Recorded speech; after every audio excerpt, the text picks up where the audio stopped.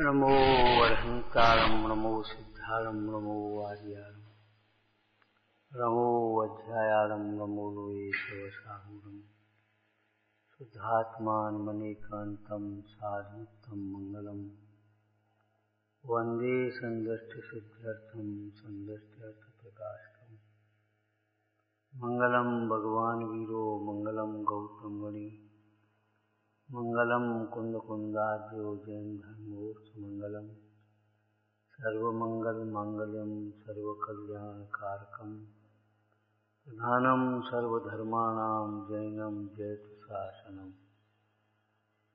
नमः समय साराय स्वानुभूत्या चकास्ते चित्त भावाय भावाय सर्वभावांतरक्षिति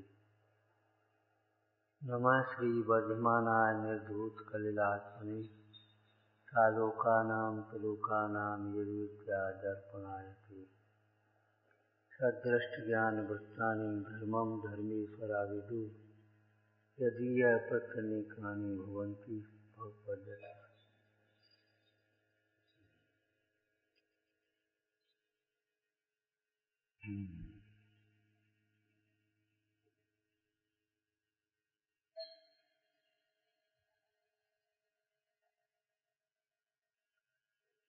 उत्तम सत्य धर्म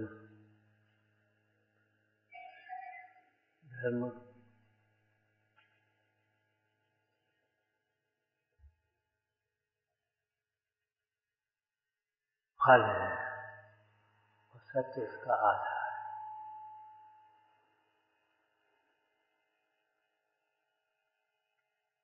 सत्य का एक अर्थ होता है, दूसरा होता है हितकारी। यथार्थ और हितकारी दोनों सत्य में अंतर्गत है। और सही बात है, जो सत्य है वही हितकारी, जो सत्य है वही हितकारी है।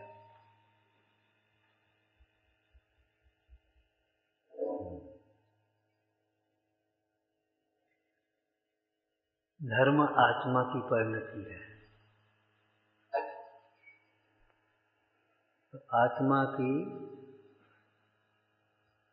सम्यक परिणति, हितकारी परिणति, निर्मल परिणति, वही सत्य धर्म है।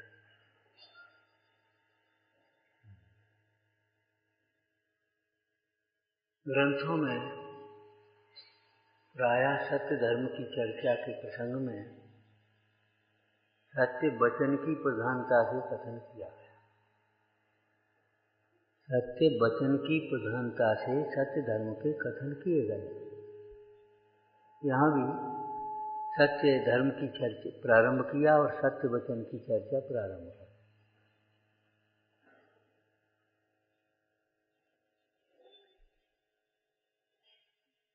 धर्म आत्मा की परिणति है, वचन पुद्गल की परिणति है, लेकिन निमित्त नैमित्तिक संबंध है। सत्य वचनों के द्वारा ही सत्य धर्म समझा जाता है। सत्य वचन के द्वारा ही सत्य धर्म समझा जाता है, स्वभाव समझा जाता है। वचन की महिमा कहते हुए कहते हैं कि देखो, वचन की प्रधानता से ही पंच परमेष्ठियों में सिद्ध भगवान से पहले अरहंतों को नमस्कार किया। लोक में जितनी भी प्रवृत्ति होती है वह वचन के द्वारा देखी जाती है। सत्य धर्म के द्वारा, वो सत्य वचन के द्वारा सत्य धर्म का प्रवर्तन और असत्य वचनों के द्वारा असत्य मार्ग का प्रवर्तन होता है। अजय यष्टव्यम का जरा सा एक अर्थ कर दिया। अज शब्द का अर्थ हिंसा यज्ञों की प्रवृत्ति हो गई। हिंसा यज्ञों की प्रवृत्ति हो गई। इसलिए जिन वचनों का आदर करो, जिन वचन ही सुनने लायक है और अपने वचनों की संभाल करो।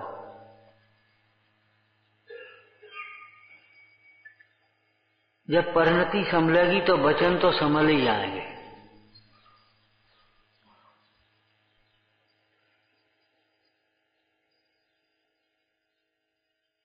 जिस व्यक्ति के अंतर में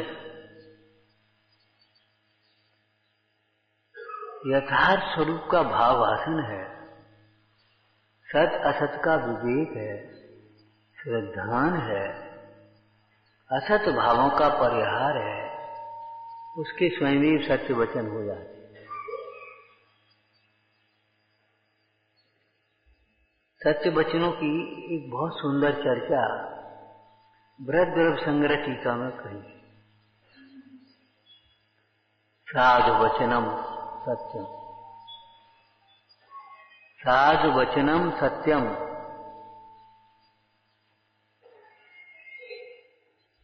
साधु वचनम अर्थात प्रशस्त वचनम कल्याणकारी, स्वपर के कल्याणकारी वचन ही सत्य वचन कहलाते।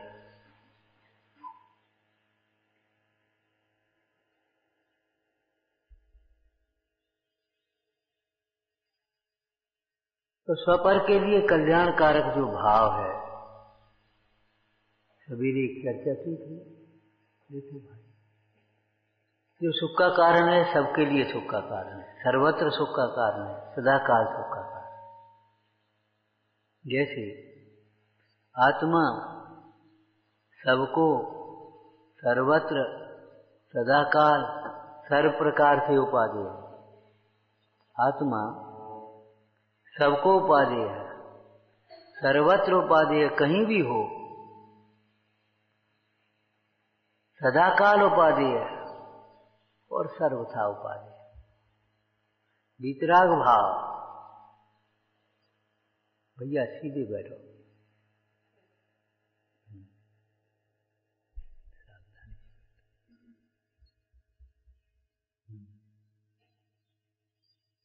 जो क्या नाम,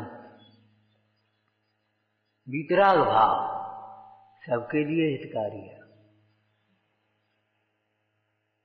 सर्वत्र हितकारी है। ऐसा नहीं मंदिर में वितराग भाव की चर्चा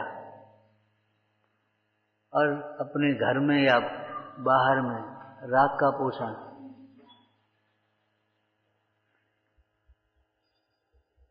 पूजा वितराग की और पोषण राग का,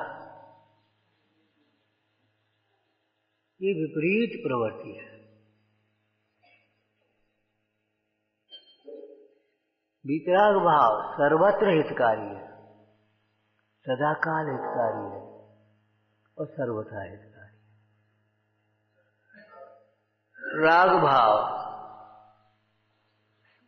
सबके लिए दुखकारी है, अकेले जैनियों के लिए नहीं, सर्व जीवों के लिए राग भाव दुखकारी है, सर्वत्र दुखकारी है, सदाकाल दुखकारी है और सर्वथा दुखकारी। राग कहा तो मोह और द्वेष अंतर्गर्भित समझ लेना चाहिए।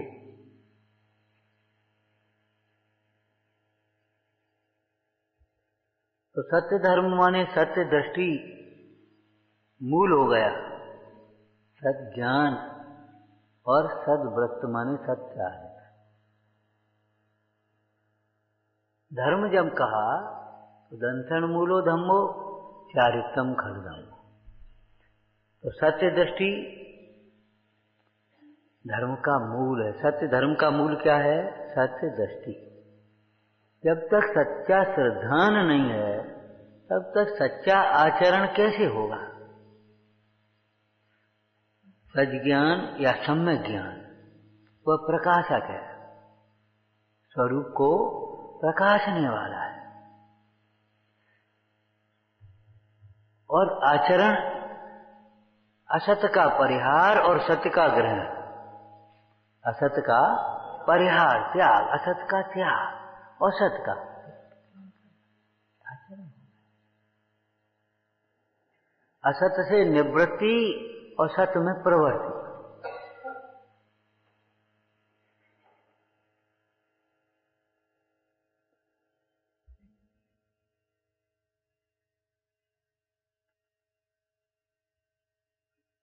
तो सत्य धर्म, सत स्वरूप, सद दृष्टि, सद ज्ञान और सद आचार। जो सदाचरण लोक में शब्द प्रयोग होता है वो बहुत स्थूल है। लोक में जैसे हम सदाचार या सदाचरण कहते हैं वो बहुत स्थूल है। सत स्वरूप की श्रद्धा के बिना,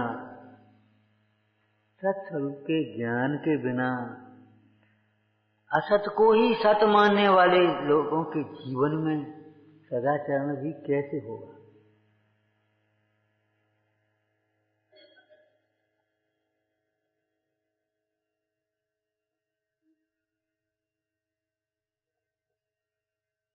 सत्य वचन पढ़ करके, सुन करके, समझ करके बोला जाता है, लेकिन सत्य वचन के द्वारा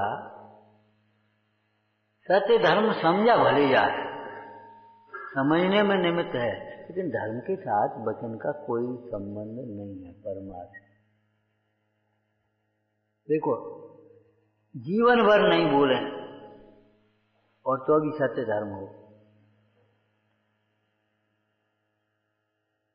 मौन उत्कृष्ट सत्य धर्म। सिद्ध भगवान कहाँ बोलते हैं? तीर्थंकर साधु जब से दीक्षा लेते हैं मौन हो जाते हैं। वितराग सर्वज्ञ होने पर स्वयमेव उनकी दिव्य ध्वनि खिलती है, बोलते तब भी नहीं है, बोलते तब भी नहीं है।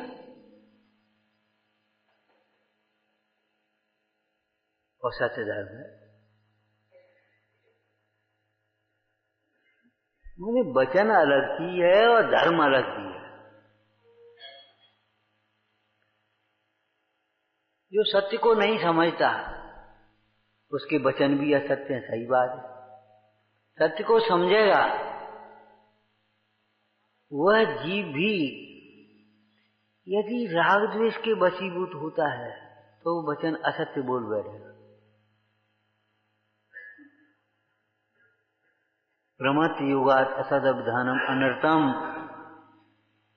प्रमत्त योगात् असदभिधानम अनर्थम, मतलब कसाय के गरीब वशीभूत होकर के जो भी बोला जाता है, बिना सोचे समझे जो भी बोला जाता है, मोह से जो भी बोला जाता है, सब असत्य ही है। वो वचन के अंतर्गत है।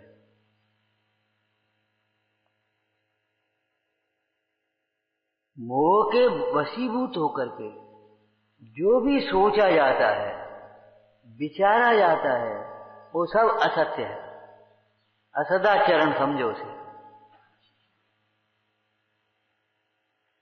मोह के वशीभूत होकर क्या बोलेगा जी, क्या सोचेगा? अब आप सोचिए, जो आप सोचते रहते हैं, बोलते रहते हैं,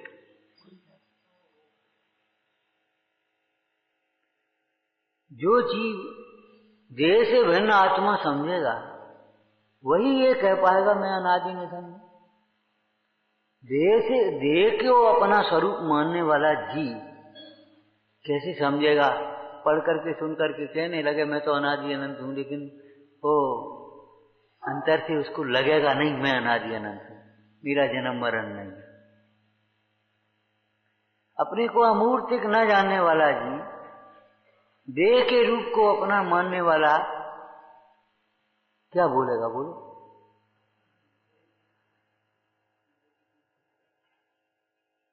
ठीक है, शास्त्र पढ़ करके सुन करके हम भी कहने लगे शुद्ध चिद्रूप हूं, मैं तो चैतन्य स्वरूप हूं, लेकिन इस वचन का आधार कहाँ है ये बता, इसमें कितनी सत्यता है?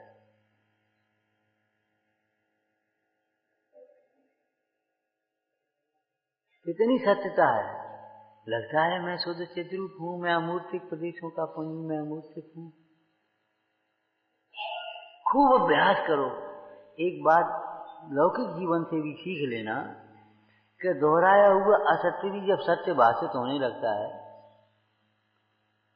तो ये बताओ, हम इस सत्य को बार बार दोहराएंगे, बार बार दोहराएंगे, मतलब बार बार इस बात का विचार करेंगे, मैं शुद्ध चिद्रूप हूं, मैं शुद्ध चिद्रूप हूं, तो आखिर अंतर में लकीर तो पड़े।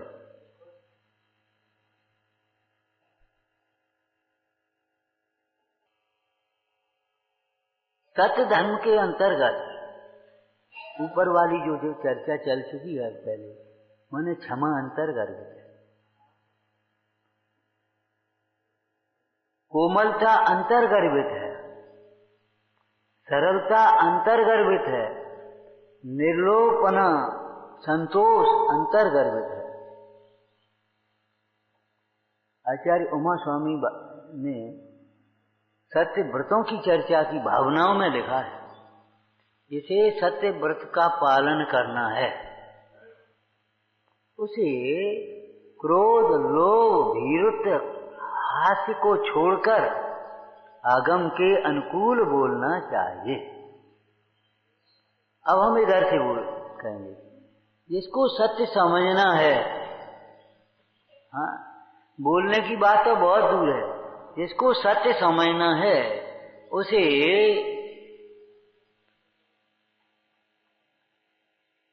क्रोध लोभ भय हास्य को छोड़कर जिन वचनों को भली प्रकार से सुनना चाहिए, भली प्रकार से समझना चाहिए।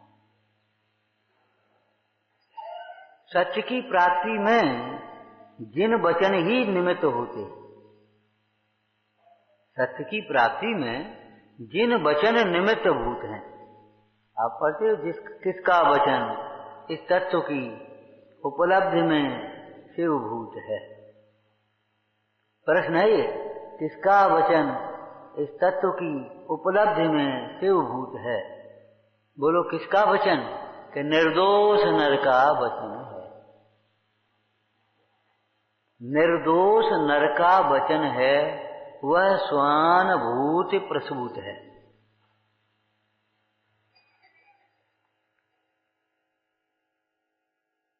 निर्दोष किसको कहा? रागादिक दोषों से रहित।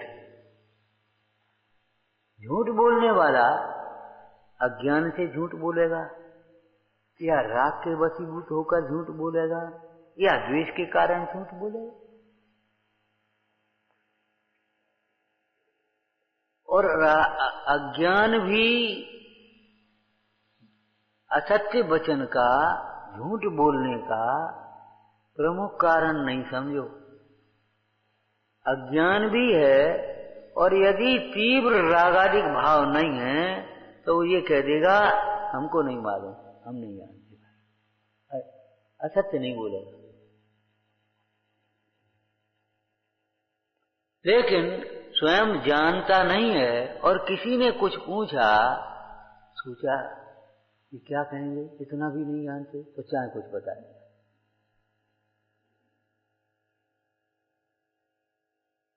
मन का सहारे आ गया तो क्या कहेंगे, इतना भी नहीं जानते, बताइए।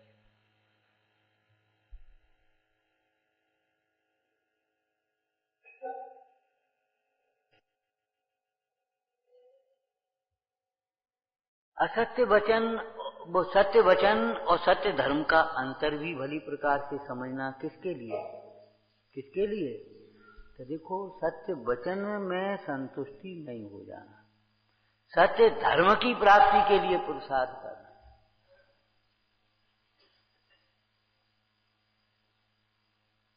सत्य धर्म की प्राप्ति का पुरुषार्थ करना चाहिए। सत्य धर्म की प्राप्ति का पुरुषार्थ क्या है? सत्य स्वरूप को अथवा तत्व स्वरूप को समझना चाहिए। तत्व ज्ञान होने पर बस यही सच्चा ज्ञान हो गया। और जब सच्चा ज्ञान हो गया, सच्चे ज्ञान का मतलब विषय की अपेक्षा बढ़ना। सच्चा ज्ञान किसका? जैसे कल कहा था ना, पवित्रता का नाम शौच है, लेकिन किसकी पवित्रता? शरीर की नहीं, परिणामों की। परिणति की पवित्रता। अब आप विचारना किसका सत्य ज्ञान, सच ज्ञान किसका? स्व पर का, हित अहित का। इसमें 7 तत्व अंतर्गत हो गए। जब स्व और पर का सत्य स्वरूप समझ में आ गया, अब बताओ पर को पर जानने वाला जीव उस पर को अपना मान करके उसके प्रति आग्रह क्यों करेगा? जब हमारी समझ में आ गया ये पर है, ये स्व नहीं, अपना नहीं है, तो उसे अपना मान करके उसे अपने अनुकूल परिणमने का, उसको बनाए रखने का, उसको बदलने का, उसको हटाने का, उसको मिलाने का दुर्विकल्प कौन करेगा? कौन करेगा?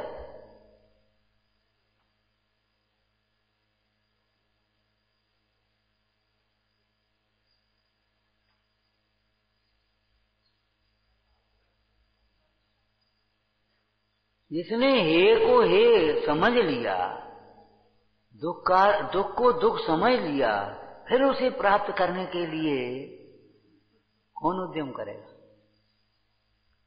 उसका प्रयत्न निवृत्ति का आ जाएगा, दुख से निवृत्ति, और दुख से निवृत्ति के लिए दुख के कारणों से निवृत्ति, दुख के कारणों से निवृत्ति। कारण के अभाव बिना कार्य का अभाव कैसे होगा? ऐसे ही सुख के कारण के बिना सुख का रूप कार्य कैसे होगा? कारण कार्य की मीमांसा दुख के कारण के अभाव के लिए और सुख के कारण की प्राप्ति के लिए है। तो समयसार जी में जीव अजीव अधिकार के बाद कर्ता कर्माधिकार लिखा। तो कर्ता कर्माधिकार का प्रारंभ कहां से किया? देखो, अधिकार का नाम क्या है? कर्ता कर्म अधिकार। लेकिन न तो कर्ता की परिभाषा करी, न कर्म की परिभाषा करी।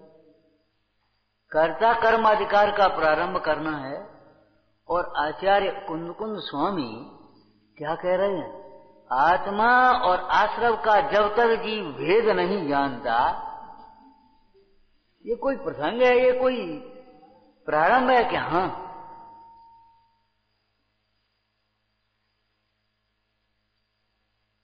अधिकार कौन था? कर्ता कर्म।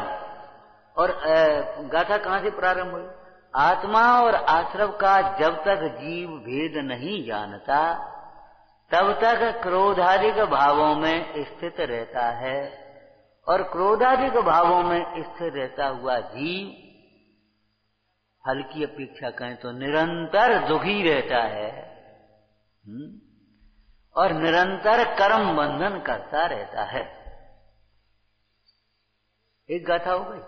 आगे, जब जीव आत्मा और आश्रव का भेद जान लेता है, जब जीव आत्मा और आश्रव का भेद जान लेता है,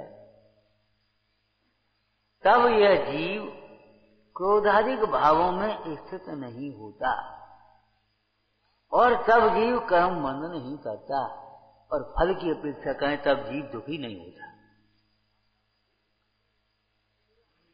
जिस दुख का अभाव करना है वह दुख भी कर्म है और जिस सुख की प्राप्ति करनी है वो सुख भी कर्म है। यहाँ कर्म का अर्थ परिणाम लेना। कर्म वो संसार पर भ्रमण वाले कर्म की चर्चा नहीं है। 8 कर्म और जड़ कर्म की बात, ज्ञान वर्ण आदि, वो नहीं लेना है। कर्म का अर्थ परिणाम। जिस दुख को दूर करना चाहते हैं वह दुख भी एक कार्य है, कर्म है, परिणाम है। किसका? जिस दुख को दूर करना है वह दुख परिणाम है। किसका? यदि हम अशुद्ध नय से कहें तो वह परिणाम जीव का ही विभाव परिणाम है, विकारी परिणाम है। देखो, दुख जीव का विकारी परिणाम है, एक अर्थ, एक कथन। और दूसरा दुख जीव के विकारी परिणामों का फल है। विकारी परिणामों का फल है और विकारी स्वयं विकारी परिणाम। विकारी हम व्यवहारिक। दुख एक सुख नाम का गुण है, उसके दो परिणमन, एक विभाव परिणमन दुख और स्वभाव परिणमन सुख। और विभाव परिणमन पर निमित्त के संबंध सहित और स्वभाव परिणमन पर निमित्त के संबंध रहित। जब ये जीव पर से संबंध जोड़ता है, कैसे जोड़ता है संबंध? संबंध कैसे जोड़ता है? ये मेरा है, मैं इसका हूं। और आचार्य भगवान ने त्रिकालवर्ती संबंध को कथन किया है। ये मेरा था, ये मेरा है। एक मकान बेच दें, 10 साल हो गए, 15 साल हो गए, और उधर से निकले अपना मकान,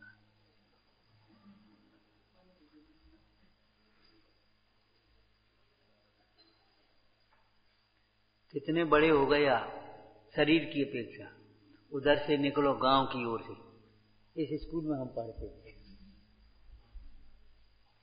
देखो, वस्तु छूटना अलग बात है और मोह छूटना अलग बात है।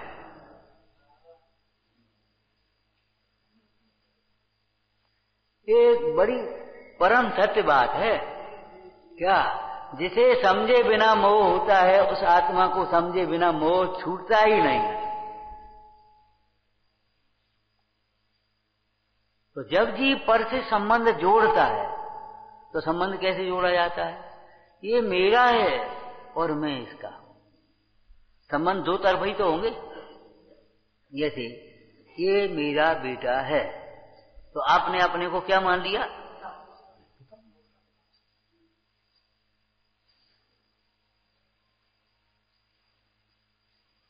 ये मेरा बड़ा भाई है, तो मैं इसका छोटा भाई। संबंध दो तरफ से जुड़ गए ना। तो जब ये जीव पर से संबंध जोड़ता है, तब अकेला विभाव वहीं नहीं हुआ, काय में? श्रद्धा में। पर के साथ संबंध जानना, ये ज्ञान का वैभाविक परिणमन हो गया। पर के साथ संबंध मानना, ये श्रद्धा का वैभाविक परिणमन, मन में ख्यात हो गया, मोह हो गया। और पर के साथ संबंध जानने पर, मानने पर जो कुछ भी आपका चिंतन चल रहा है, वो चारित्र का वैभाविक परिणाम हुआ। और उसी के साथ में एक सुख गुण है, उस सुख गुण का वैभाविक परिणमन हो गया, दुखी हो गए। अब सवेरे की चर्चा की अगर भाषा बोलें, जब जीव देह को अपना मानता है, देह को अपना मानता है, तब ये जीव उसी समय दुखी होता, बिना किसी के किए हुए।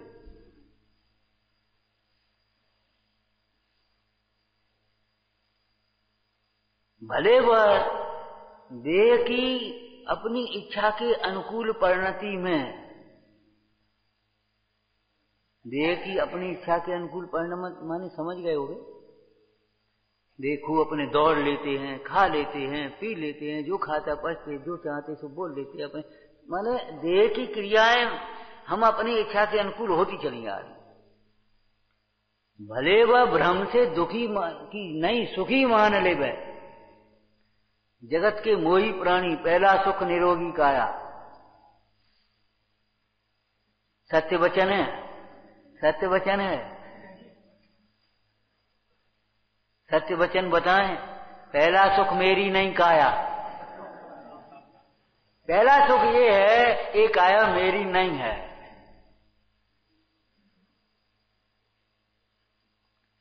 यहां से सुख का प्रारंभ होगा। जब तक ये मानते रहोगे ये मेरी काया है, अब दुखी, उसी समय दुखी है। और दुख का लक्षण भी समझ में आ रहा है। दुख का लक्षण आकुलता भी समझ में आ रहा है कि एक विषय को छोड़कर दूसरे विषय में प्रवृत्ति होती है, ये दुख का लक्षण है। नई नई इच्छाएं निरंतर उत्पन्न होती हैं। देह को अपना मानने वाला यदि सुखी हो तो दूसरे की ओर क्यों देखता है? देखना छोड़ करके फिर सुनने क्यों लगता है? सुनना छोड़ करके खाने क्यों लगता है? ये पंचेंद्रिय के विषयों की प्रवृत्ति है ना।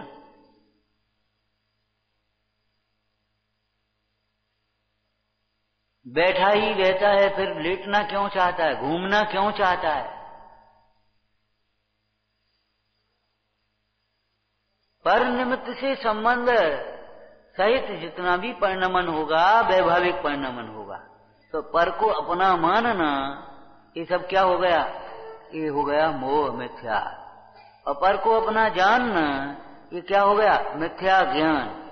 और पर को अपना जानने मानने पर जो तुम्हारे भाव चल रहे हैं, क्या अच्छे बुरे की कल्पनाएं, अच्छे बुरे की कल्पनाओं के साथ में राग द्वेष, उस सबका नाम है असत्य, अधर्म। और उसका फल है दुख। जब जीव ने पर के साथ संबंध नहीं जोड़ा, मैं देहादि से भिन्न ज्ञायक भाव हूं, आत्मा, ऐसा जाना, सम्यक ऐसा जाना, क्या हो गया? सम्यक ज्ञान। अभी नहीं, शास्त्र से पढ़ करके अगर देह से भिन्न आत्मा मैं हूं ऐसा जान लिया क्षयोत्तम ज्ञान में, तो अभी सम्यक ज्ञान नहीं है।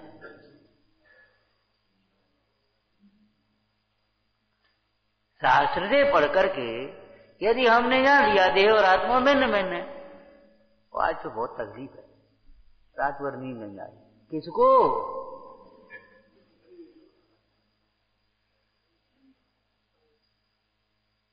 दिमाग बहुत उलझन में है। किसका? क्या उलझन है? उलझन है क्या जी, बताओ? उस आत्म स्वभाव में तो उलझन नहीं होती, उलझन का कोई कारण नहीं होता। उलझन होगी वो घरेलू है, तो देखो घर संबंधी, घर के साथ संबंध हो गया, कुछ नहीं, कोई व्यापारिक उलझन, तो व्यापार संबंध हो गई। क्या होता है वो शारीरिक उलझन, जरा तकलीफ है, रोग दिखाने गए थे हम, कोई खास बात नहीं है, लेकिन खास बात दिख रही है। खास बात मतलब उलझन कहीं एक, ये बताओ, कहीं संयोगों में ही तो है, और संयोगों में नहीं है उलझन, संयोगों के लक्ष्य में उलझन है, संयोगों का लक्ष्य। तो जब ये जीव ने पर से भिन्न अपने को जाना, छेदालाकार ने किस भाषा में लिखा? आप रूप को जान पनो। लेकिन इसमें जब एक बात कही अपने को जानना, तो षटकारक अंतर्गर्भित कर लेना चाहिए। अपने को जानना इतना ही नहीं, अपने से जानना, शास्त्र से नहीं खाली। आपका नाम क्या है? आप नाम बता दोगे? है? 5 रुपए का नाम है और कुछ दम नहीं है उसमें, 5 रुपये। ये तो पुराने संस्कार की बातें थी, अब तो मुफ्त के नाम है। हमारे यहाँ तो नामकरण संस्कार की भी एक चर्चा होती, नामकरण संस्कार, और पुराण में ऐसी चर्चा आई, नाम भी रखना तो ऐसा नाम रखो जिसका नाम स्मरण करते करते कुछ उपयोग ऊपर बढ़े। तो 10-20 उसमें तो भगवान के नाम लेकर के गले में डाल दिए और एक उठा दिया, ये नाम।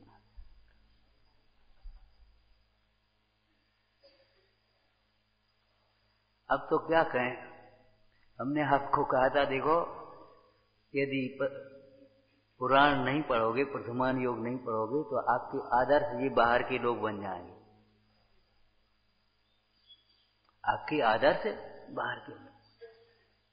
खैर जो कुछ भी है, आपका नाम हम अगर पूछने लगे, ये नाम आपका क्यों है?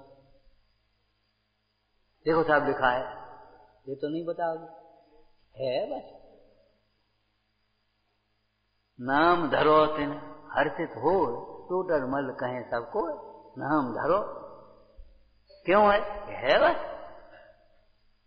इसके लिए किसी प्रमाण की जरूरत पड़ेगी।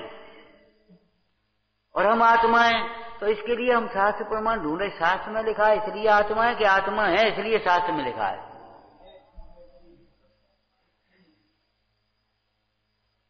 सत्य का आधार वस्तु है कि वस्तु का आधार सत्य है?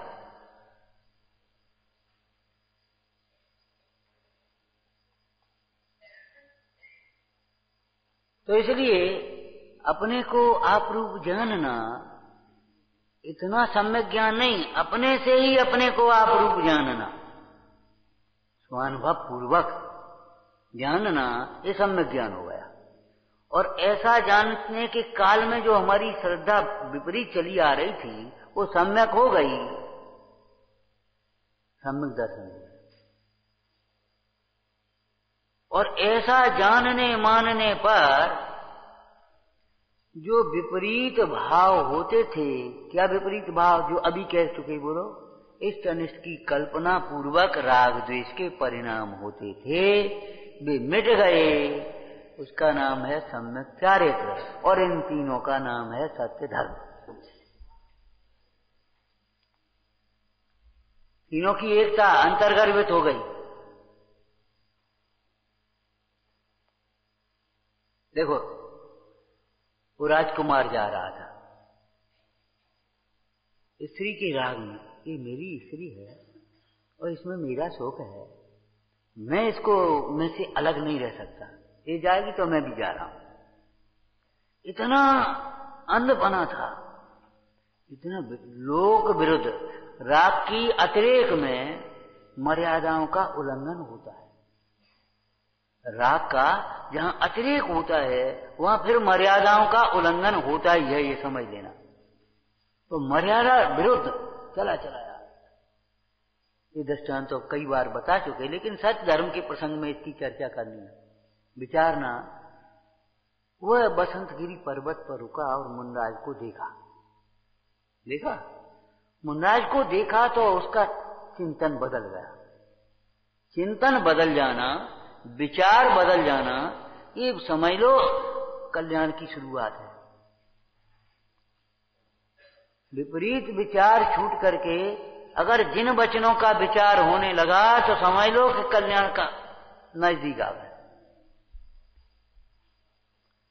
समस्त आचरण का मूल विचार है, और उस आचरण की ओर बढ़ाने वाली भावना है। बारंबार उसका विचार करेंगे तो आचरण के रूप में आ जाएगा। अब वो मुनराज को देख करके विचारने लगा। अब स्थूल विचार बताएं, क्या विचारने लगा? बोलो, स्थूलता से बोलो। पहले नंबर का क्या विचार उसने किया? जीवन तो ये है। पहले नंबर का विचार क्या हुआ? जीवन तो ये है, सुख तो ये है, आनंद तो ये है, कितना स्वाधीन, कोई की जरूरत ही नहीं, किसी वस्तु की जरूरत ही नहीं है। जीवन तो ये है। कैसा जीवन? आत्मामय जीवन। आत्मामय जीवन ही ज्ञानमय होता है, और ज्ञानमय जीवन ही आनंदमय होता है।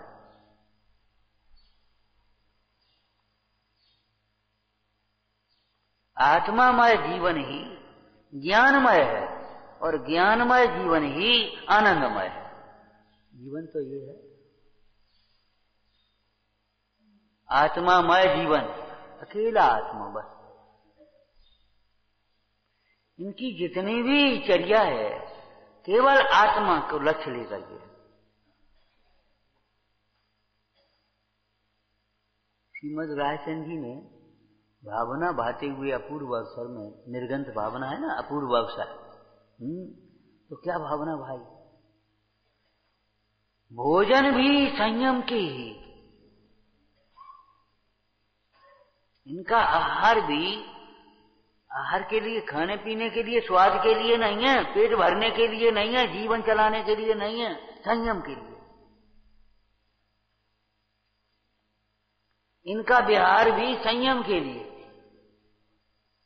इनका रुकना भी संयम के लिए। 4 महीने एक जगह रुकते हैं चातुर्मास, तो जीवों की विराधना ना हो इसलिए। अब घूमते घूमते थक गए, अब तो एक जगह रहते हैं, इसलिए नहीं।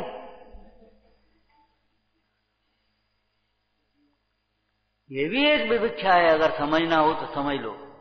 जो घूमते घूमते थक गए एक जगह रहेंगे, तो एक जगह सोच तो लो जहां रहा जा सके, जहां रहा जा सके अनंत काल तक, वह एक जगह है कि नहीं?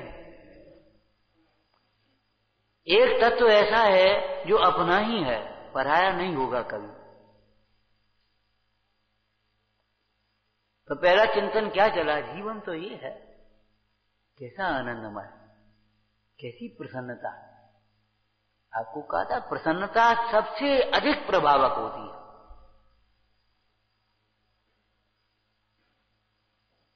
क्यों?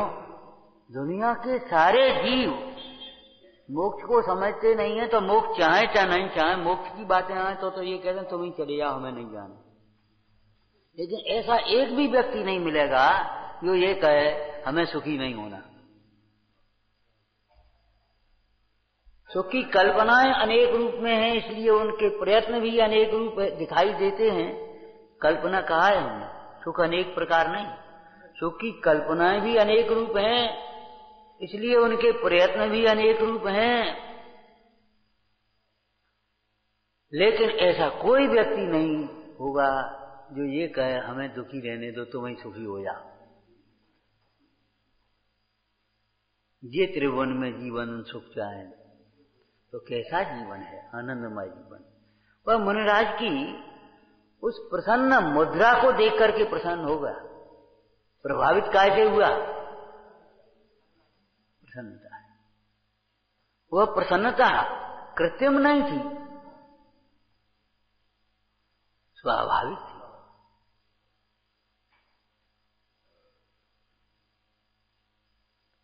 दूसरा चिंतन जब ये चला, उपाधि कहा, तो दूसरा चिंतन क्या चला? धिक्कार है, हम कहां पड़े, धिक्कार है, हम कहां पड़े। अरे रे प्रभु, माने उस जीवन के प्रति, उस अपनी दुष्प्रवृत्ति के प्रति हेय पने का चिंतन हो गया। उसके प्रति उपादेय पने का प्रकट करने लायक ये दशा है। हम लौकिक भाषा में बोले, जीने लायक तो ये जीवन है।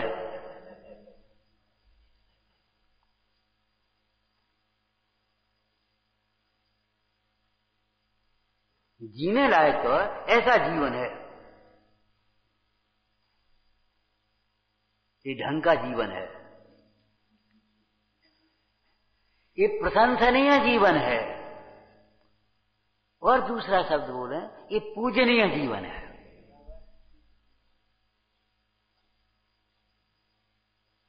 ये जीवन सचमुच जीवन है। बस कैसा जीवन? आत्मामय जीवन, ज्ञान वैराग्यमय जीवन, आनंदमय जीवन, कोई चाह नहीं, कोई चाह नहीं। और यही भावना आप भी पाते हो। जब स्तुति पढ़ते हो तो भावना तो यही करते हो, मेरे न चाह कछुओरी। वैभवमय रत्नत्रय के वैभवमय जीवन, वैभवमय जीवन यही है साधु जीवन, निष्पाप जीवन। इस साधु जीवन को निरुपद्रव, निष्पाप, निरापद जीवन कहा है।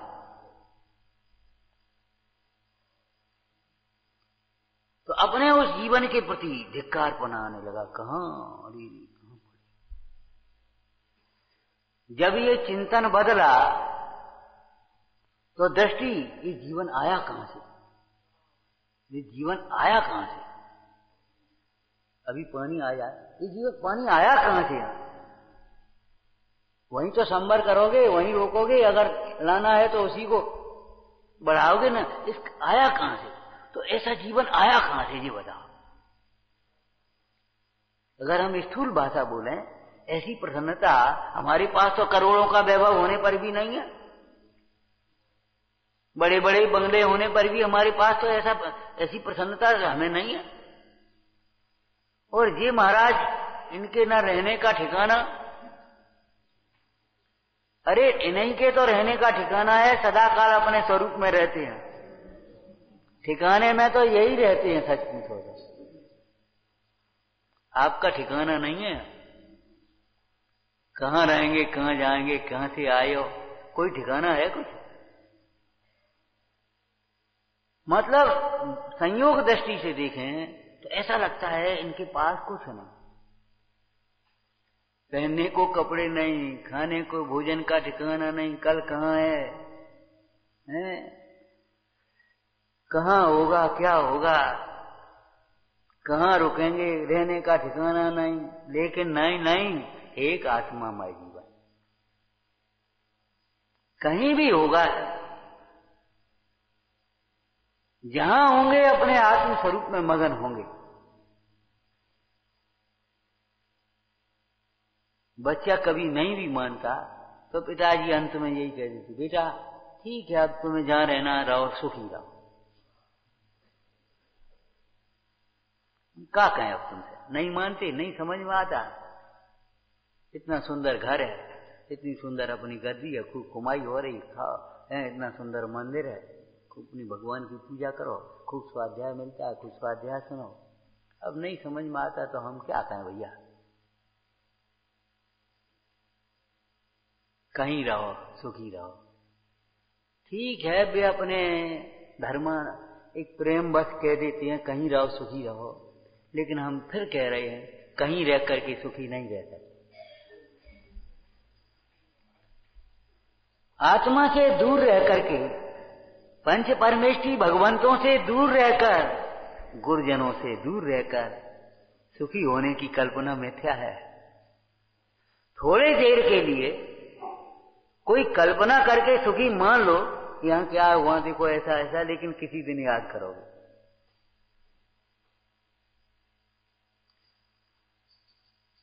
ठीक है, ये मोह बस ये कौन का है, नहीं मानते तो मरो, ये कौन का है? ये भाषा नहीं बोल सकती है। अब बेटा नहीं मानते मत मानो, नहीं रहो, सुखी रहो। लेकिन ये बात भली प्रकार से समझ लेना चाहिए, कहीं रह करके सुखी नहीं होता। आत्मज्ञान के बिना कहीं भी सुख नहीं है, कहीं भी सुखी नहीं हुआ जा सकता, कहीं भी सुखी नहीं रहा जा सकता। तो उसका जीवन, वो उसका चिंतन अपने को धिक्कारने को चला गया, चलने लगा ना। अब सत्य धर्म कहां से आएगा बोलो? जब ये चिंतन बदला तो उसकी प्रवृत्ति क्या हुई बोलो? सोचता रहा, सोचता रहा, देखता रहा, सोचता रहा, देखता रहा, सोचता रहा। देखो भक्ति कैसे की जाती है। आए और बस गाने लगे, ये तो बहुत स्थूल है। और कहीं अहंकार आ गया, हम बहुत बढ़िया गा लेते हैं, फिर तो गए काम से। बहुत लोगों की प्रवृत्ति ऐसी होती है, लामायक मिल तो जाए।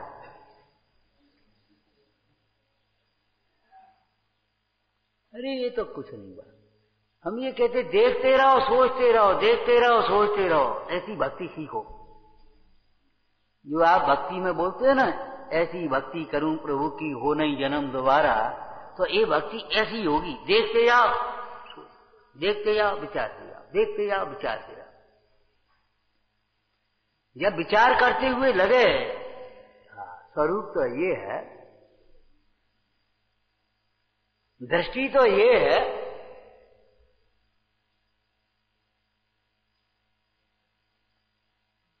मुद्रा तो ये है, विश्व में अलौकिक मुद्रा है, इस मुद्रा की कोई उपमा नहीं है। जिन मुद्रा, अपनी दृष्टि अपनी ओर, पवित्र मुद्रा, आनंद झलक झर रहा है, ये समझो। अब बताओ सत्य धर्म फिर आगे का कैसे हुआ?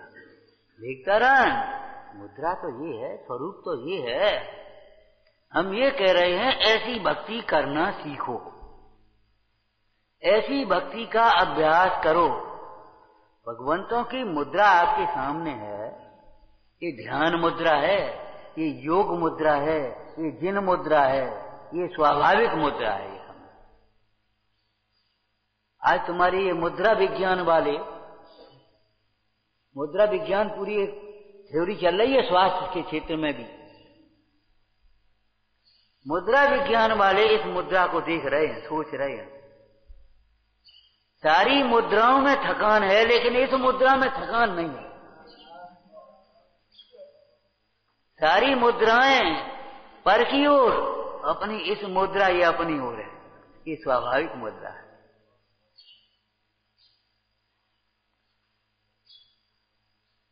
खरा सिक्का है ये।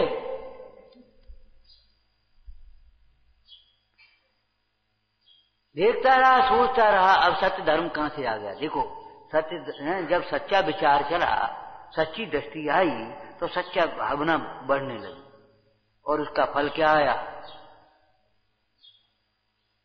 थोड़ी देर में निर्गंत दशा, सत्य धर्म। समझ में आया ना? सच्ची दृष्टि होने पर, सच्ची भावना बनने पर, सच्चा ज्ञान, सद दृष्टि, सद ज्ञान और सदवृत्तानि। अब सदवृत्त क्या हुआ? असत का परिहार हो गया, उसका वो भाव छूट गए जो खोटे भाव थे उसके, और सच्चा भाव प्रकट हो गया, सत्य धर्म हो गया।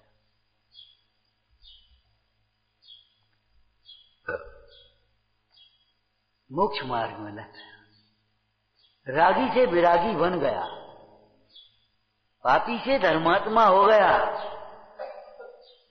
दुखी से सुखी हो गया, पामर से प्रभु हो गया। बोलो आप, सत्य। तो समझ में आया ना? सत्य दृष्टि होने पर, दृष्टिकार श्रद्धान होने पर, सच्चा श्रद्धान होने पर, सच्चा ज्ञान होने पर, जो पर भावों से विरक्तता होती है, स्वरूप में लीनता होती है, जो कासायक भाव मिटते हैं, समता भाव होती हैं, उसी का नाम सत्य धर्म है।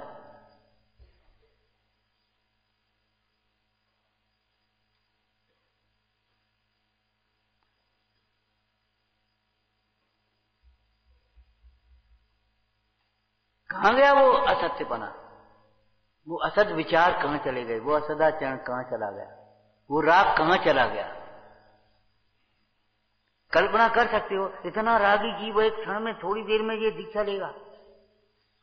वो हंसी तो कर रहा था, ऐसे देख रहे जैसे अभी दीक्षा ही ले लोगे। वो हंसी में ही तो कह रहा था ना। क्यों? वो जान रहा था ऐसा रागी और जी क्या दीक्षा लेगा।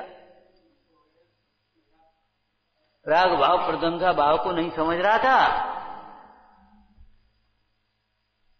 कभी निराश होने की जरूरत नहीं है। अंजन निरंजन हो सकता है। तो ये बताओ, हम सम्यक दृष्टि क्यों नहीं हो सकते? हम सम्यक ज्ञानी क्यों नहीं हो सकते?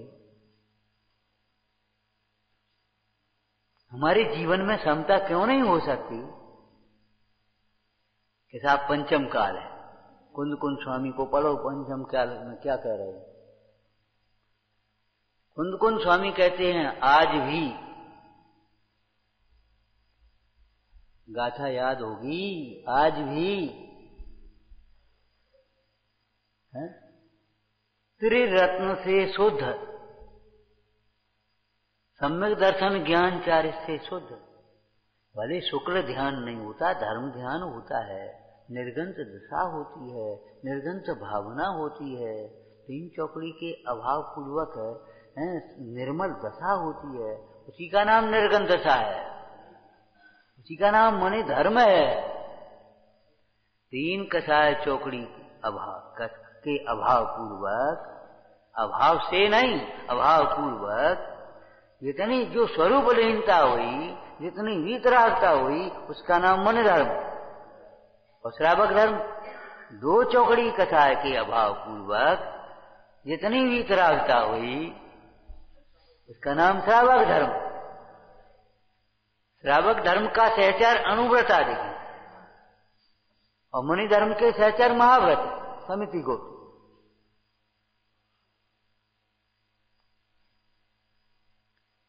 मुनि दशा में परिग्रह का संपूर्ण त्याग और यहां परिग्रह का परिमाण, ये बाह्य लक्षण है। ऐसे ही इन पुराणों में से सत्य धर्म को समझो।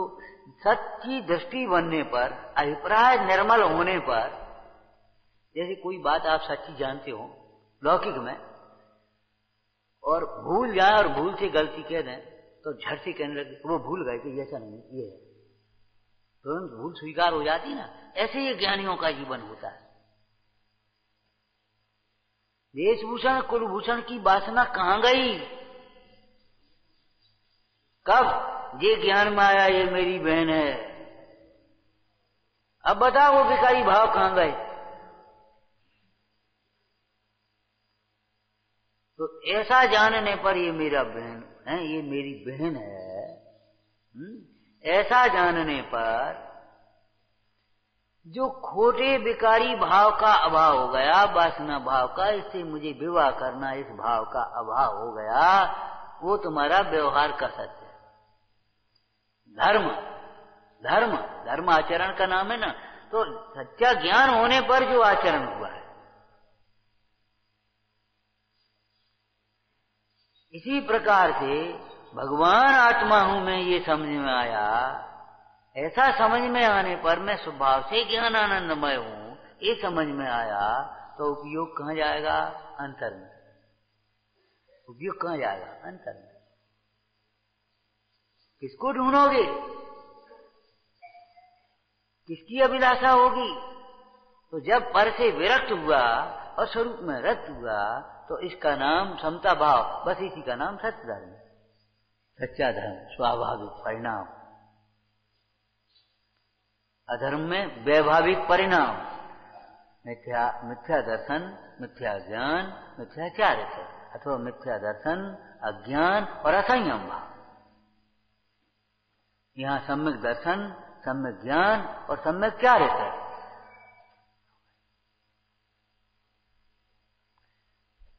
तो जब ये जीव अपने को ये जान लेता है मैं पर से न्यारा हूं, तब तत्काल दुख से सुखी हो जाता है उसी समय में। तो कर्ता कर्म अधिकार में जो आत्मा और आश्रव के भेद की चर्चा है, वो प्रयोजन परख लेना चाहिए। हमें कर्ता कर्म की परिभाषाएं रटाना इष्ट नहीं है। कर्ता कर्म की परिभाषाएं रटाना इष्ट नहीं है। क्या इष्ट है?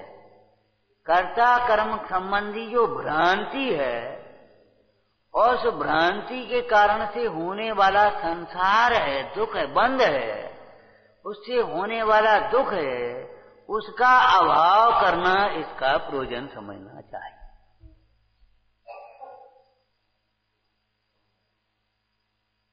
क्रोधाधिक भाव से दुखी होता है, और जब तक आत्मा और आश्रव का भेद ज्ञान नहीं होता, मिथ्या ज्ञान, भेद ज्ञान नहीं है, तो कौन सा ज्ञान है? मिथ्या ज्ञान। जब आत्मा और आश्रव का भेद ज्ञान नहीं है, तब तक क्रोधाधिक होता है, तब तक माने दुखी रहता है।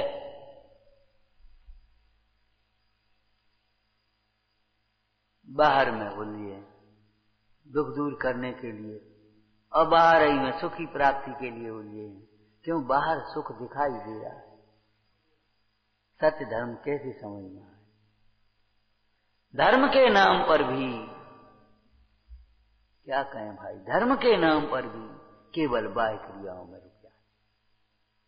धर्म तो हम खूब करते हैं, बहुत लोग लगता है अब तो कुछ नहीं, इस जीवन में धर्म ही करना है। अरे धर्म करने की चीज नहीं है, धर्म समझने पर होता है। जिसको कर्तव्य है उसको धर्म नहीं होता, धर्म करना है। ठीक है, धर्म करना है, तुम्हारा स्थूल संकल्प अच्छा है, तो धर्म करना है, तो समझो धर्म कैसे होता है, धर्म क्या होता है, धर्म का फल क्या है।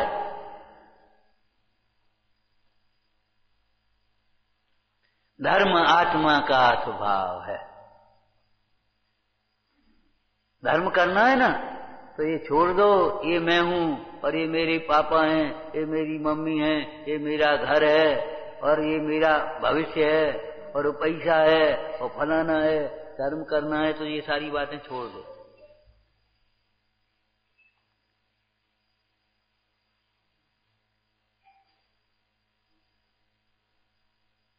धर्म करना है तो नंगे हो जाओ।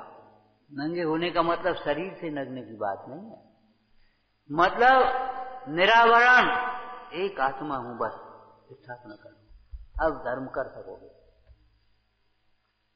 बाद बाकी तुमने ये सोचा ये हम है तो धर्म तो नहीं होगा।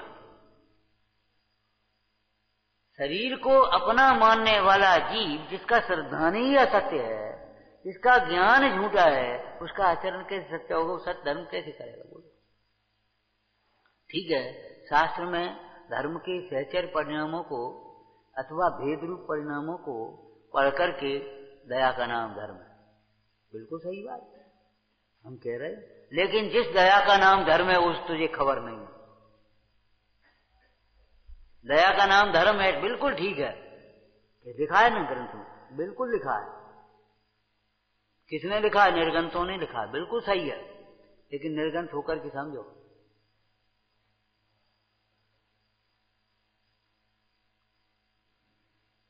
जिस दया का नाम धर्म है वह दया आत्मामय है, वह ज्ञानमय है, वह वीतरागता रूप है।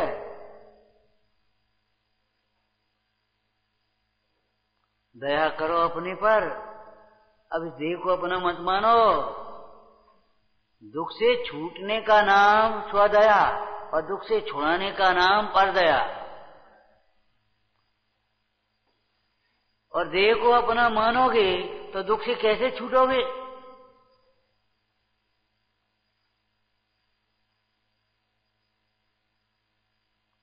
दया करो अपने पर।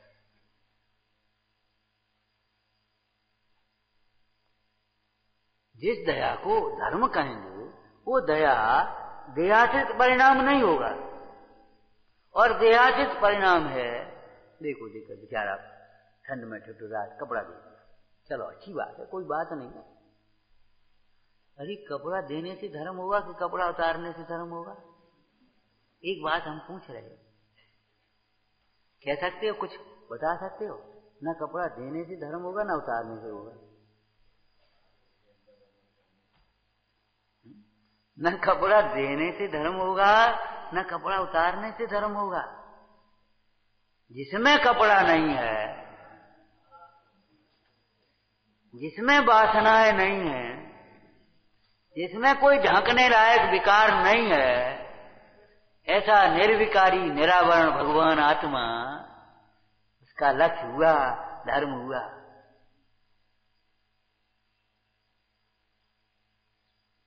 इन महाधर्मात्मा महामुनीश्वरों के पास यदि कोई प्यासा व्यक्ति आ जाए तो हम क्या कहें? ऐसी दया होती है, ऐसी दया होती है कि पानी नहीं पिलाते, अमृत पिलाते। पद्म पुराण में कोई प्रसंग पढ़ा होगा, पद्म पुराण में प्रसंग याद है कोई? शाम के टाइम चला आया, महाराज बहुत प्यास लगी है, रात्रि हो रही थी, प्यास लगी है बहुत, कंठ सूख रहा है, प्राण निकल रहे, कमंडल में पानी पिला दे। भैया प्यास लगी है, ये प्यास पानी से नहीं बुझेगी। और रात्रि हो रही थी ना, रात्रि में पानी नहीं पिया जाता।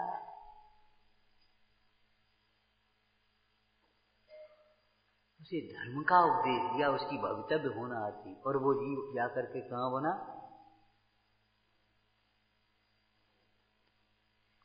अरे स्थूल परिणति में भी कहां पहुंच गया बोलो? जाकर के स्वर्ग में गया। हजारों वर्ष भूख प्यास का काम कहां? जितने सागर की आयु है उतने 1000 वर्ष बाद भूख, और उसमें पक्षपात था। पक्ष का क्या है?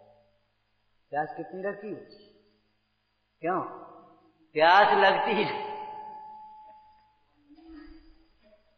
हमें आज भी याद आ जाती कभी कभी, बाबा जी अकेले बैठ जाते थे अपने धुन में, अकेले कमरे में बैठे ना और धुन में ऐसे बैठे, ऐसे अपने बजाते रहते थे। माने बाबा जी माने मुनिराज नहीं थे, सामान्य ब्रह्मचारी थे, हो जाते। ज्ञानामृत से तृप्त परनति कैसे प्यास सतावे, ऐसे दिखा। ज्ञानानंद से तृप्त परनति कैसे प्यास सतावे।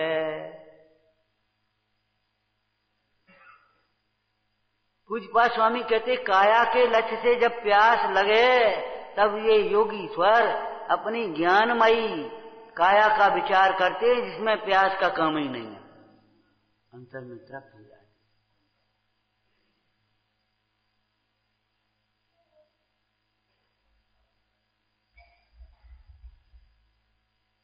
दया किसका नाम है? मोक्ष मार्ग प्रकाशक का कोई वाक्य याद है? अभी याद आ जाएगा। संसारी जीवों को, दूसरा शब्द बोलो इसी के लिए, संसारी जीव माने दुखी जीवों को,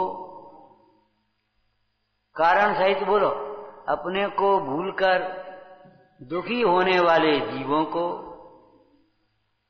अपने को भूलकर दुखी होने वाले जीवों को मोक्ष मार्ग का उपदेश देकर उन्हें धर्म में लगाना, यह उत्तम उपकार है, उत्कृष्ट दया है। उत्तम उपकार का मतलब उत्कृष्ट दया है। तीर्थंकर गणधर आदि भी ऐसा ही उपकार करते। आया नहीं ये बात? एक व्यक्ति आपके घर के दरवाजे से निकल रहा हो और परेशान हो, क्यों भाई क्या बात है? कुछ नहीं, रास्ता भूल गए, हमें वहां जाना, उनके घर पे जाना। अच्छा आओ बैठो, पानी पियो। अरे पानी तो ठीक है, यहीं रुक जाओ, इसी घर को वो अपना घर मान लो। बोलो क्या होगा? उसके प्रति अगर दया भाव करना तो क्या करोगे? वो जहां जा रहा है उसके लक्ष्य की रास्ता सही बता दो, बस यही है। कदाचित पानी की नहीं भी पूछो उससे तो अभी चलेगी, लेकिन आप पानी की पूछो, बैठाओ, भोजन भी करा दो, लेकिन रास्ता नहीं बताओ।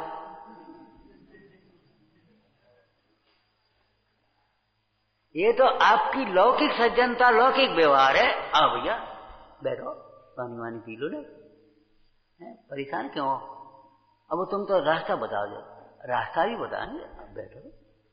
ये तो हमारा लौकिक व्यवहार है, स्थूल व्यवहार है, व्यवहार बात्सल्य है, ये समझ लो। लेकिन उसके प्रति उपकार क्या होगा ये बता। उस भूले व्यक्ति को रास्ता बताए तो वो अपने घर पहुंच जाए। ऐसे अनादिकाल से अपने स्वरूप को भूले हुए प्राणियों को देखो, उत्तम दया, दया करना है आपको, दया धर्म है। लेकिन तत्व ज्ञान के बिना किस पर दया करोगे? शरीर पर? किस पर दया करोगे? बिल्कुल वयोवृद्ध जी, अशक्त जी, कुछ पीड़ा हो गई, रोग हो गया, एकदम दया करो। अज्ञानियों की दया, मोहियों की दया क्या होगी? चलो ले चलो हॉस्पिटल, इनको अच्छे से अच्छा इलाज कराओ। और क्या दया कर पाओगे? इससे ज्यादा दया क्या करोगे? लेकिन ज्ञानी पुरुष, अब बस देह छूटना है, सत्चिंतन करो, छोड़ो ये सब, त्याग करो। त्यागो आहार पानी औषध विचार अवसर। जीवन भर जो तुमने विचार किया है, जो समझा सीखा है, आज अवसर आ गया। जिस देह की भिन्नता की आप चर्चा करते थे, जिस देह की भिन्नता की चिंतन करते थे, उस देह की भिन्नता, स्थूल रूप से भी भिन्नता का समय आ गया। स्थूल रूप से भी देह के वियोग का काल आ गया है। सावधान, बोलो दया क्या है? पढ़े हैं ऐसे प्रसंग तो पढ़े होंगे। एकदम दर्द होने लगा, तकलीफ हो गई, तो डॉक्टर बुलाएं, तो डॉक्टर वाक्टर कुछ नहीं, अब बस घंटे 2 घंटे का जीवन है, अब नहीं है ज्यादा जीवन। और मेरे सारा प्रत्याख्यान सब त्याग है, दवाई ववाई अब कुछ नहीं लेनी। तुम तो हमें तत्व सुना की चर्चा सुनाओ, तत्व की चर्चा सुनते सुनते ब्रह्मोरहंतारम नमो सिद्धा खत्म। दया करने का मतलब है मोह में मत उलझो,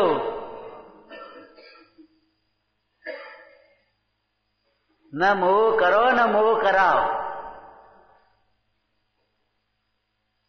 ये मोह परिणाम हमें असत की ओर ले जाता है, ये मोह परिणाम हमें असत की ओर ले जाता है, विपरीतता की ओर ले जाता है।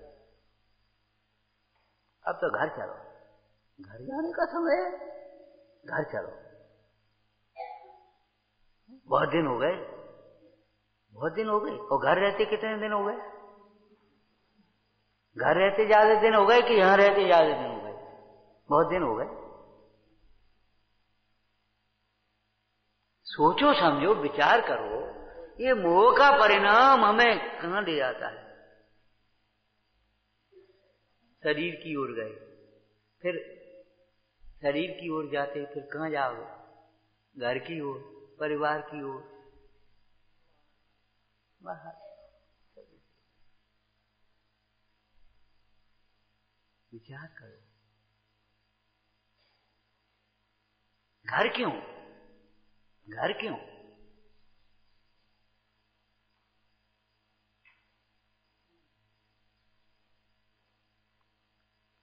बहुत दिन से दुकान नहीं गए, दुकान हुआ।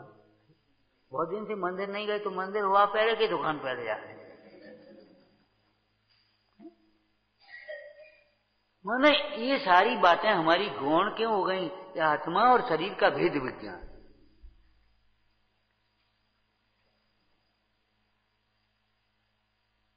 आत्मा और शरीर का भेद ज्ञान होने पर, राग और ज्ञान का भेद ज्ञान होने पर, भेद ज्ञान का मतलब ये नहीं है राग और ज्ञान भिन्न भिन्न है, देह और आत्मा भिन्न भिन्न है, इसे भेद ज्ञान नहीं कहेंगे। देह भिन्न है और आत्मा भिन्न है, देह पुद्गल है, आत्मा चैतन्य है, ऐसी जानकारी का नाम भेद ज्ञान नहीं है।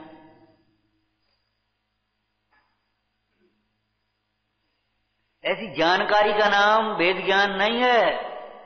देह से भिन्न आत्मा में हूं, आत्मा के साथ अभिन्न होकर के ऐसा अनुभव करना, उसका नाम भेद ज्ञान है।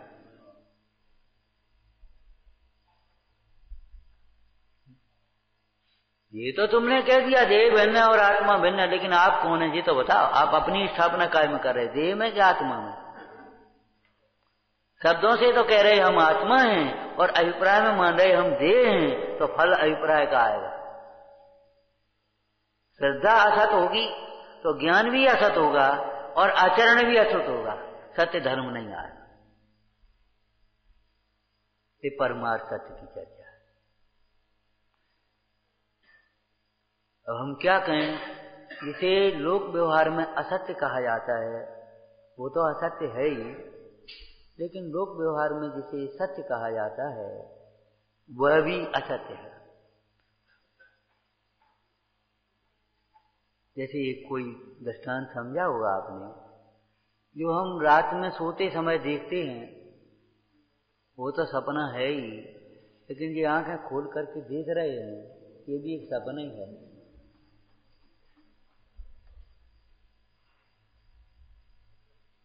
सपना है, सत्य है क्या? पंडित जी ने, बनारसी दास जी ने छंद लिखा है, पहले सुनाया भी था। जब जीव सोवे तब समझे सपन सत्य। सोते हुए वो जीव ये सोचता है ये सच्चा है, उसे ये लगता है ये सपना है। जगने पर लगता है ये सपना है, लेकिन सोते हुए तो ये लगता है बिल्कुल सच्चा है। जब जीव सोवे तब समझे सपन सत्य, वही झूठ लागे जब जागे नींद खोए के। वही झूठ लागे जब जागे नींद खोए के। या उसकी आंख हो रही, कभी कभी डरावने सपने देखने लगता है, घबरा जाता है, चीख निकल जाती है। बच्चा ऐसे चीखने लगा, एकदम भड़बड़ा के उठा। माँ बगल में थी, बेटा क्या हुआ? अब उसकी आंख खुल गई, कुछ नहीं कुछ नहीं कुछ नहीं, कब बात कर रही? अरे कछु नहीं, सपनों देख रहे थे। तो आंख खुलने पर ये लगता है ये झूठी सी सपना था, लेकिन जब उसको चीख निकली है तो क्यों निकली है? वो ये समझ रहा था ये सच्चा है, कोई मेरी ओर आ रहा है, मुझे पकड़ रहा है, मैं गड्ढे में गिर गया हूं, मेरी कांटे चुभ गई। उसको ये लग रहा था, तभी तो चीख निकली। और अगर वह सपने को झूठा समझ रहा होता तो चीख कैसे निकलती? तो ये चीख रहे हो, चिल्ला रहे हो, पुकार है, बताओ, राग द्वेष हो रहे हैं, ये चीखना चिल्ला नहीं है और है क्या? क्यों लग रहा है ये सच्चा है, यही मैं हूं और ये मेरा है, ये मेरे कार्य हैं, ये मेरा व्यापार है, ये मेरा वैभव है, ये हमारा समाज है, ये हमारा परिवार है।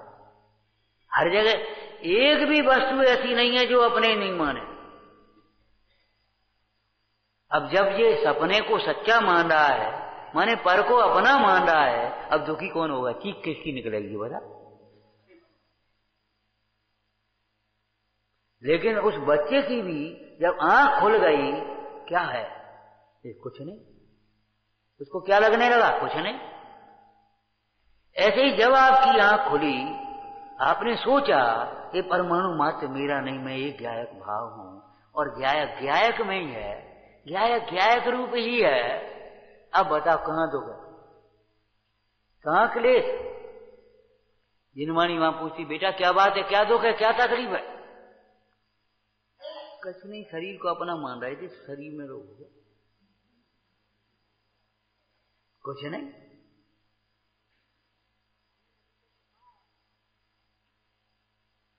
जागे कहे यह मेरी तन, ये मेरा शरीर, ये मेरी सोच, ये मेरी वस्तु, और मरण का विचार करे तब किसका? तो जैसे कितने हो गए जो इसको कह रहे ये मेरी, मेरी कहने वाले कितने हो गए, कितने हो गए।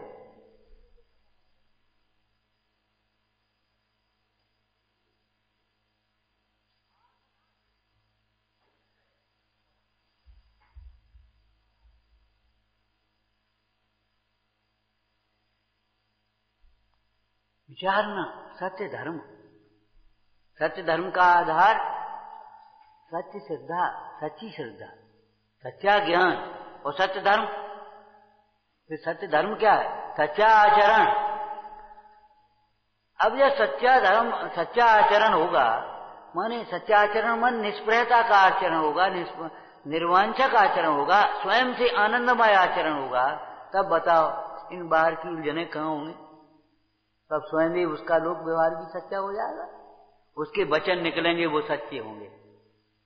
एक हितोपदेशी भगवान का विशेषण दिया, वीतराग, सर्वज्ञ और हितोपदेशी या हितंकर भी बोलते हैं। हितोपदेशी की बेटे क्या परिभाषा पड़ी?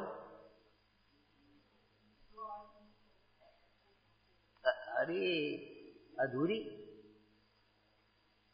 तुमसे पूछी बाल बोध की परिभाषा बताना है, जो इसका उपदेश इतना नहीं कहा। वही वीतरागी सर्वज्ञ, ऐसा मत समझ लेना एक वीतरागी होते होंगे भगवान, दूसरे भगवान सर्वज्ञ होते होंगे और तीसरे भगवान हितोपदेशी होते होंगे, ऐसा मत समझ लेना। वही वीतरागी सर्वज्ञ आत्महितकारी उपदेश देने के कारण हितोपदेशी कहलाता है। वही वीतरागी, मतलब वीतरागी ही हितोपदेशी है, रागी हितोपदेशी नहीं है। राग तुम्हारे, रागी जी मोही जी तुम्हारे हित की नहीं कहेंगे, उनके वचनों को सच्ची मत मान लेना, उनकी ममता को सच्चा मत मान लेना। वही वीतरागी सर्वज्ञ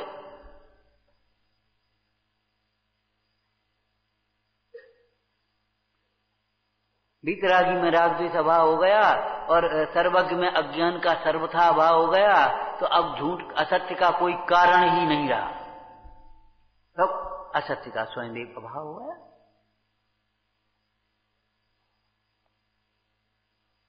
लोक व्यवहार में भी सत्य के पालन करने के लिए हमारी दृष्टि आत्मदृष्टि पर, अपनी दृष्टि हित पर रहना चाहिए, स्व पर कल्याणकारी हो तभी वो सत्य होगा। ऐसा नहीं है कि स्वार्थ पने से, अभिमान पने से जो कुछ भी कहोगे सब झूठा। वो तो सूत्र भाषण कहते हैं, वो सूत्र भाषण असत्य में आता है। पुरुषार्थ सिद्धिपाय में असत्य में, और पुरुषार्थ सिद्धिपाय क्या समस्त चरणान युग में असत्य के 4 भेद कहे। एक विद्यमान को अविद्यमान, और दूसरा अविद्यमान को विद्यमान, और तीसरा अन्यथा, और चौथा ये हितकारी अहितकारी में आ गया। सावध्य वचन माने पाप रूप वचन, पाप का जिससे पाप की प्रवृत्ति हो ऐसे वचन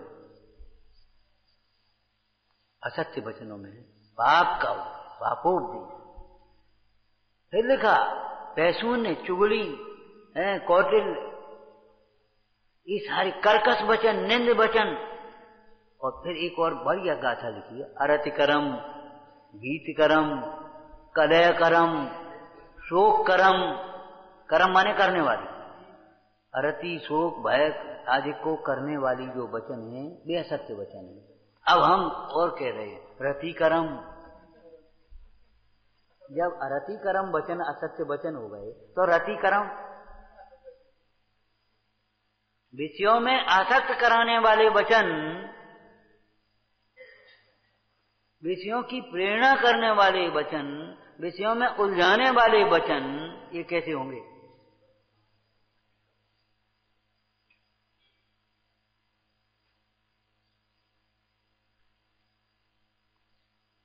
ज्ञान करम, वैराग्य करम, आनंद करम, ये सत्य वचन है।